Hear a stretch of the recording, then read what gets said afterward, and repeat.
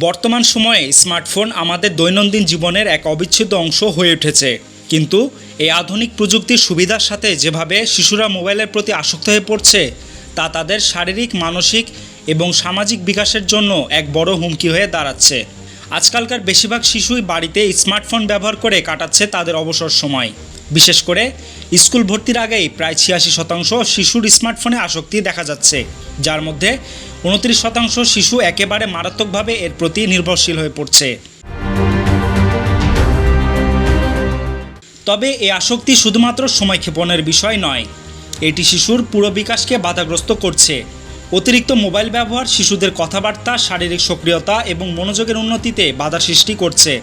বিশেষজ্ঞরা জানাচ্ছেন, মোবাইল ফোনে অতিরিক্ত সময় কাটানো মানে শিশুর স্বাভাবিক বিকাশে বড় ধরনের সমস্যা। এই সময়টিতে তাদের মস্তিষ্কের বিকাশ অত্যন্ত গুরুত্বপূর্ণ। তবে দীর্ঘ সময় স্ক্রিনে চোখ রাখার কারণে সঠিকভাবে কথা বলা, শারীরিক দিক থেকে এগিয়ে যাওয়ার সুযোগ হারাচ্ছে তারা। শিশুদের মনোযোগের ক্ষমতা এবং তাদের সঙ্গে অন্যদের যোগাযোগের দক্ষতাও কমে যাচ্ছে। এছাড়া স্মার্টফোনের অতিরিক্ত ব্যবহারের কারণে অনেক শিশুর চোখের সমস্যা দেখা যাচ্ছে। এর মধ্যে স্ক্রিন থেকে তেজি আলোতে চোখের রেটিনা ক্ষতিগ্রস্ত হচ্ছে।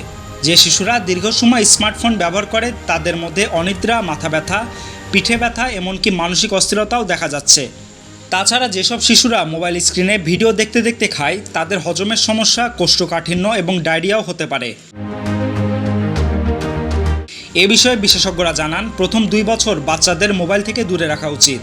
এরপর ৩ থেকে ৫ বছর বয়সে তাদের ১ ঘন্টা শিক্ষামূলক ভিডিও দেখানো যেতে পারে, তবে এর বেশি সময় নয়।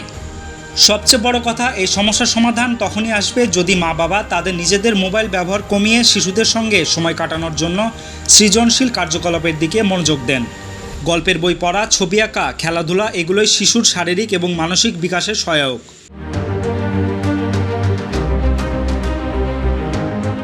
তাহলে এখনই সময় মা-বাবা যেন শিশুদের জন্য মোবাইল ফোনের ব্যবহার সীমিত করে তাদের বিকাশের জন্য ভালো পরিবেশ তৈরি করেন। স্মার্টফোনের বদলে সন্তানদের ভালো মানসিক ও শারীরিক বিকাশের জন্য তাদের সময় দিন। সৃজনশীল কাজে তাদের উৎসাহিত করুন এবং সবার আগে নিজের ব্যবহারে সচেতন হন। শিশুর ভবিষ্যৎ সুরক্ষিত রাখতে এই পদক্ষেপগুলো অত্যন্ত গুরুত্বপূর্ণ। Desk report, প্রতিফলন.com।